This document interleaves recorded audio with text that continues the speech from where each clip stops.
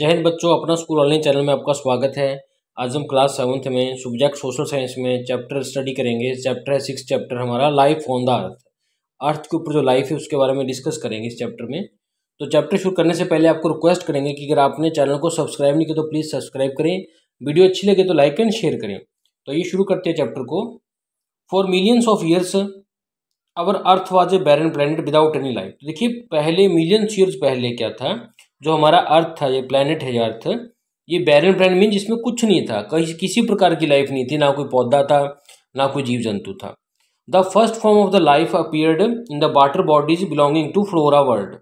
तो सबसे पहले जो देखिए लाइफ शुरू हुई, जो जीवन शुरू हुआ, वो हमारा वाटर बॉडीज में हुआ था, समुद्रों में, झीलों में, जो कि बिलोंग किसको करता है, फ्लोरा वर्ल्ड को, जिसको प्लांट किंगडम कहते हैं। तो gradually the plant life gave way to another form of life which is known as fauna. तो आहिस्ता आहिस्ता, gradually means Aahista Aahista plants ने क्या किया, एक दूसरी लाइफ को जन्म दिया, जो कि क्या है, फाउना मीन्स एनिमल्स की लाइफ को। The relationship between the plant kingdom and animal kingdom and human beings with our environment is known as ecosystem. तो देखिए अकेले बात करें प्लांट्स की तो उनको फ्लोरा वर्ल्ड कहेंगे, अब एनिमल्स की बात करें तो फाउना कहेंगे। अब देखिए एनिमल्स, प्लांट्स और ह्यूमन बींग्स की इकट्ठी बात करें तो एनवायरमेंट में उसको कहेंगे इकोसिस्टम। तो human beings who first appeared on the earth surface were called Homo sapiens. तो सबसे पहले वाले ह्यूमन बींग्स थे जो कि अर्थ पे हुए थे, उनको होमो सैपियंस कहते थे। As we know earth is the only planet in solar system where life exist. जैसे कि हमें पता है, जो अर्थ जो है एक इकलौता ऐसा ग्रह है यहाँ पे कि लाइफ है, जीवन है। This living zone is known as biosphere. और जिस चीज़ में जहाँ जहाँ से लाइफ है, लिथोस्फीयर में, बायोस्फीयर, एटमॉस्फेयर में, हाइड्रोस्फीयर में, उसको कहते हैं बायोस्फीयर, जहाँ भी जीव हैं। तो biosphere is divided into 2 kingdom. इसको 2 हिस्सों में, 2 किंगडम्स में बांट दिया गया है। प्लांट किंगडम जो प्लांट्स के बारे में है, एनिमल किंगडम जिसमें एनिमल्स आ गए। They live together in complete harmony. वो एक दूसरे के साथ शांति से, हार्मनी से रहते हैं। In this zone living things and non living things are also dependent on each other for their existence. तो देखिए जितनी भी इन्हीं जोन्स में, प्लांट्स में और एनिमल्स में, जो लिविंग थिंग्स हैं, जो जीवित चीज़ें हैं, और नॉन लिविंग चीज जो जीवित नहीं है, दोनों क्या है, डिपेंड करती हैं एक दूसरे के ऊपर एग्जिस्ट करने के लिए, कायम रहने के लिए। तो plants prepare their food with the help of non living things. तो देखिए प्लांट्स जो हैं वो अपना फूड बनाने के लिए नॉन लिविंग थिंग जैसे सनलाइट, एयर, वाटर का यूज़ करते हैं। That's why they are known as food factories. इसीलिए प्लांट्स को क्या है, फूड फैक्ट्रीज कहा जाता है। Plants provide food for the animals. अब देखिए जो प्लांट्स का फूड था वो एनिमल्स खाएंगे, जिससे वो अपनी बेसिक जो नीड है, जो भूख मिटाएंगे। तो animals also provide soil nutrients. तो एनिमल्स क्या करेंगे, सॉइल के न्यूट्रिएंट्स देंगे, which are helpful to the growth of plant, जिससे कि प्लांट जो है ग्रोथ करेंगे। मीन्स एनिमल जो भी अपनी रिमेन छोड़ेंगे, वेस्ट मटेरियल छोड़ेंगे, उससे क्या है, अपना जो हवा, अपने सॉइल में क्या है, फर्टिलाइजर्स ऐड होंगे, न्यूट्रिएंट्स ऐड होंगे, जो अगेन उसको क्या है, प्लांट्स को फायदा करेंगे। तो human beings are the most important part of the biosphere. तो बायोस्फीयर में सबसे इंपॉर्टेंट, जो सबसे मेन पार्ट है, महत्वपूर्ण पार्ट है, वो हमारा ह्यूमंस हैं। As they drive all the basic needs from it, क्योंकि हम सभी की सभी नीड्स को इसी में से पूरा करते हैं। Human beings consume both plants as well as animal food. देखिए ह्यूमन बींग्स क्या है, पौधों को भी खा सकते हैं और साथ के साथ एनिमल्स को भी फूड के तौर पे खाते हैं। तो it is the only form of life in the biosphere which has altered the environment according to its needs. तो जो ह्यूमन्स ही ऐसी एक लाइफ है, ऐसी फॉर्म है लाइफ की, जिसने बायोस्फीयर में बदल दिया है, अल्टर में बदल दिया है एनवायरनमेंट को अपनी ज़रूरतों के अकॉर्डिंग। तो बात करते हैं प्लांट किंगडम की, जिसमें प्लांट्स की बात करेंगे। For studying the plant kingdom we can study different vegetation belts of the world. तो देखिए अगर हमने प्लांट की किंगडम को स्टडी करना तो इसमें क्या है, हम अलग अलग तरह की वेजिटेशन की बेल्ट्स, मीन्स संसार में किस किस प्रकार की वेजिटेशन है, तो उसको डिस्कस करेंगे। तो वेजिटेशन में क्या है, इंक्लूड्स फॉरेस्ट, इसमें फॉरेस्ट भी आ गए, ग्रासलैंड्स भी आ गई, बुशेज, जो शरब, जो छोटे छोटे पेड़ पौधे भी आ गए। They vary from place to place because of variation in climate condition. ये चीज़ें क्या है, जो वेजिटेशन है, पेड़ पौधे हैं, ये एक जगह से दूसरी जगह डिफरेंट है, क्योंकि देखिए क्लाइमेट जो है, मौसम भी एक से दूसरी जगह पे क्या है, डिफरेंट है। फॉर एग्जांपल बात करें, इन इक्वेटोरियल रीजन्स, जहाँ पे इक्वेटर के रीजन्स में क्या है, वेयर टेम्परेचर एंड रेनफॉल बहुत ज़्यादा होती है थ्रू आउट द ईयर, सारा साल होती है। Trees are tall and dense. जो ट्री हैं वो लंबे हैं, और डेंस मीन घने हैं, काफ़ी ज़्यादा मात्रा में नज़दीक हैं। This type of climate condition helps in the growth of plants and animals. तो देखिए ज़्यादा गर्मी और वहाँ पे बरसात हो तो ऐसा जो एनवायरनमेंट होता है वो प्लांट्स और एनिमल्स को ज़्यादा ग्रो करने में हेल्प करता है। ऑन द अदर हैंड लेकिन दूसरी तरफ बात करें डेजर्ट एरिया की, रेगिस्तान एरियाज की, वेयर द टेम्परेचर हाई है लेकिन रेनफॉल जो है बहुत कम है, तो plant and animal life is limited, वहाँ पे प्लांट्स और एनिमल बहुत कम है। तो बात करते हैं वेजिटेशन बेल्ट ऑफ वर्ल्ड की, कि संसार में किस तरह की वेजिटेशन की बेल्ट्स हैं, मीन्स किस तरह के पौधे पाए जाते हैं एक जगह पे। तो इनको देखिए ब्रॉडली हम डिवाइड कर सकते हैं into groups, various groups basis on their location and climate condition. उनकी लोकेशन कहाँ पे उसके अकॉर्डिंग और उनका क्लाइमेट मौसम कैसे उसका अकॉर्डिंग कई ग्रुप्स में बांटते हैं। जैसे कि ट्रॉपिकल हार्डवुड फॉरेस्ट, तो ट्रॉपिकल मीन ट्रॉपिकल एरिया के पास है, हार्डवुड मीन उनकी लकड़ी हार्ड है क्लाइमेट अकॉर्डिंग। ग्रास लैंड्स जहाँ पे ग्रास है, ऐसी लैंड से ग्रास है। डेजर्ट्स रेगिस्तानों में। टेम्परेट सॉफ्टवुड जहाँ पे सर्दी है, ज़्यादा टेम्परेचर लो है और लकड़ी सॉफ्ट होती है फॉरेस्ट की, ऐसे फॉरेस्ट में। तो बात करते हैं पहले ट्रॉपिकल हार्डवुड फॉरेस्ट की। तो the forest are found in tropical regions between 23 degree north to 23 degree south. तो देखिए जो हमारी अर्थ है इसका जो इक्वेटर है, तो 23 डिग्री इधर और 23 डिग्री इधर, इस एरिया के बीच में ये फॉरेस्ट पाए जाएंगे इक्वेटर के आसपास है। तो on the basis of the difference in climate condition का डिफरेंस होने के कारण इन फॉरेस्ट को आगे नेक्स्ट हमने दो हिस्सों में बांट दिया है। एक तो है इक्वेटोरियल और ट्रॉपिकल एवरग्रीन फॉरेस्ट, और सेकंड को DDCS, बाकी बाद में करेंगे। तो देखिए पहले इसकी बात करते हैं इक्वेटोरियल की।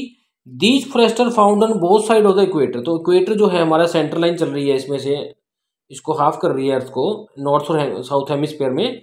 इसके जो आसपास है वो है इक्वेटोरियल और ट्रॉपिकल एवरग्रीन फॉरेस्ट। तो देखिए ये 10 डिग्री नॉर्थ 10 डिग्री साउथ में है। तो मेन एरियाज क्या है इनकी, जैर वेसिन इन अफ्रीका है, अमेजोन वेसन्स हैं अब साउथ अमेरिका में, और फ्यू आइलैंड्स हैं साउथ ईस्ट एशिया में। ये जगह बताई गई जहाँ पे ये मिलते हैं जंगल। तो these area receive heavy rainfall, यहाँ पे बहुत ज़्यादा बरसात होती है पूरे साल में। And the temperature remains very high, और टेम्परेचर क्या है बहुत ज़्यादा हाई रहता है। These forest remain green throughout the year, ये सारा साल क्या है ग्रीन रहते हैं। ये trees are very tall, trees बहुत लंबे होते हैं। जो मेन ट्रीज पाए जाते हैं इन एरिया में क्या है, एबनी, रबर, मेहगनी एंड रोजवुड, ये इनके देखिए पेड़ हैं जो यहाँ पे पाए जाते हैं। तो बात करते हैं सेकंड इसी की तरह कैटेगरी में ट्रॉपिकल DDCS फॉरेस्ट, जो कि पत्ते छोड़ देंगे अपने। तो the forest thrive between 10 degree north to 23 degree north and 10 degree south to 23 degree south latitude. देखिए ये अर्थ है, यहाँ से 0 डिग्री है सेंटर, तो 10 डिग्री इधर और 10 डिग्री सॉरी में यहाँ पे ट्रॉपिकल एवरग्रीन फॉरेस्ट आ गया। अब देखिए इस 10 से ये 23 तक ये एरिया, और इधर इस 10 से 23 तक जो एरिया है यहाँ पे ट्रॉपिकल DDCS फॉरेस्ट आएंगे। तो दिस फॉरेस्ट बेल्ट क्या है, मॉडरेट रेनफॉल है, रेनफॉल कम है, तो ट्रीज क्या है शेड कर देते हैं, अपने पत्तों को घेर देते हैं ड्राई सीजन्स में। The trees of medium size, इनकी देखिए हाइट मीडियम होगी क्योंकि रेनफॉल कम होगी। तो मेन एरियाज कौन से हैं यहाँ पे फॉरेस्ट के, ये चाइना, इंडिया, ईस्टर्न ब्राज़ील जगह पे मिलते हैं। और कॉमन ट्रीज की बात करें तो यहाँ पे साल, टीक, बैम्बो नाम के जो पेड़ होते हैं। तो बात करते हैं कि ग्रासलैंड्स की। तो grasslands are the areas where the vegetation is dominated by grasses.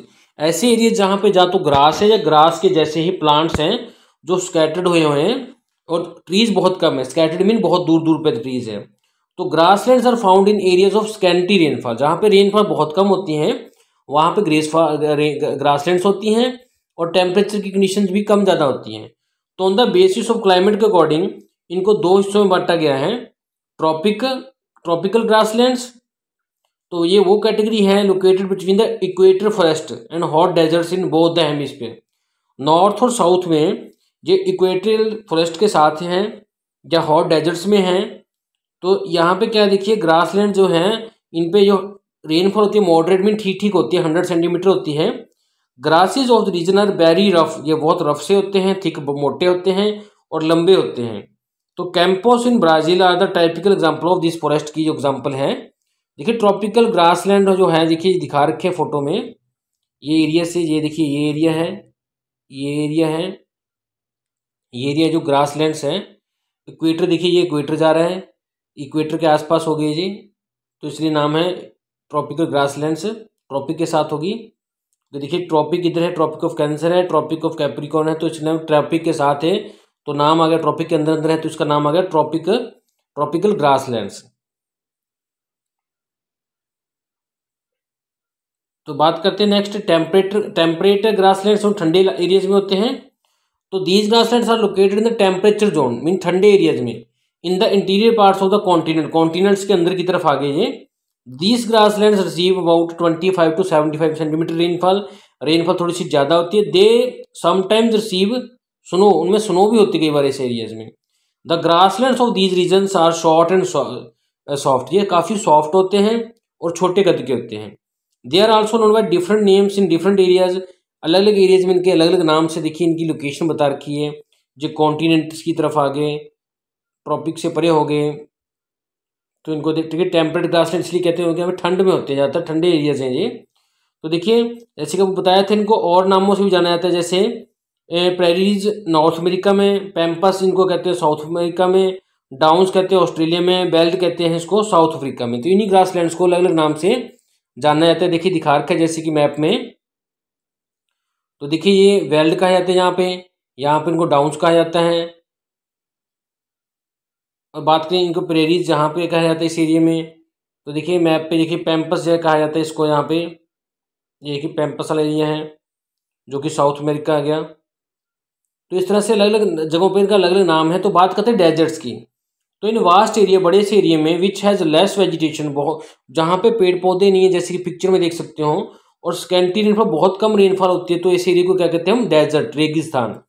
On the basis of difference in temperature, temperature के डिफरेंस के कारण, अंतराल के कारण इनको हम दो कैटेगरीज में बांट सकते हैं, हॉट डेजर्ट्स और कोल्ड डेजर्ट्स। तो हॉट की बात करें, these are mostly located on the western margin of the continents where the temperature remains very high throughout the year. तो देखिए ये वेस्ट साइड है कॉन्टिनेंट्स के जहाँ पे टेम्परेचर बहुत हाई रहता है। तो सम इम्पोर्टेंट हॉट डेजर्ट जो वर्ल्ड के हैं वो क्या है, सहारा डेजर्ट अफ्रीका में है, थार डेजर्ट इंडिया में है, एटोकामा साउथ अमेरिका में है, कैक्टस शरब्स बुशेस क्या है यहाँ के कॉमन वेजिटेशन है जो पौधे यहाँ पे होते हैं। तो सेकंड है देखिए कोल्ड डेजर्ट जो ठंड में है, जैसे कि पिक्चर में दिखा रखा है। Cold deserts are commonly mostly found around the polar region, ठंडे एरिया जो पोलर से हैं उनके वहाँ मिलते हैं ये। यहाँ जो टेम्परेचर है बहुत बिलो द फ्रीजिंग पॉइंट है सारा साल।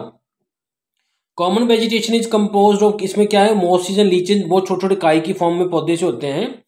तो जो मेन एरियाज है जहाँ पे जो डेजर्ट पाए जाते हैं कोल्ड डेजर्ट, वो है साइबेरियन रशिया में, नॉर्दर्न पार्ट ऑफ कनाडा में। तो बात करते हैं टेम्परेट सॉफ्टवुड फॉरेस्ट की बात करते हैं इसमें। Another type of vegetation which is common in continental interiors, continents में इंटीरियर्स की तरफ हाई लैटिट्यूड मीन पहाड़ियों पे मिलते हैं जो, जैसे कि Asia, Europe, north America, south America, New Zealand में इनको टाइगर कहते हैं। तो these are also known as coniferous forest भी कहते हैं इनको, because they have cone bearing trees, क्योंकि इनकी जो ट्री की शेप है कोन की तरह होती है जो पहाड़ियों में मिलते हैं।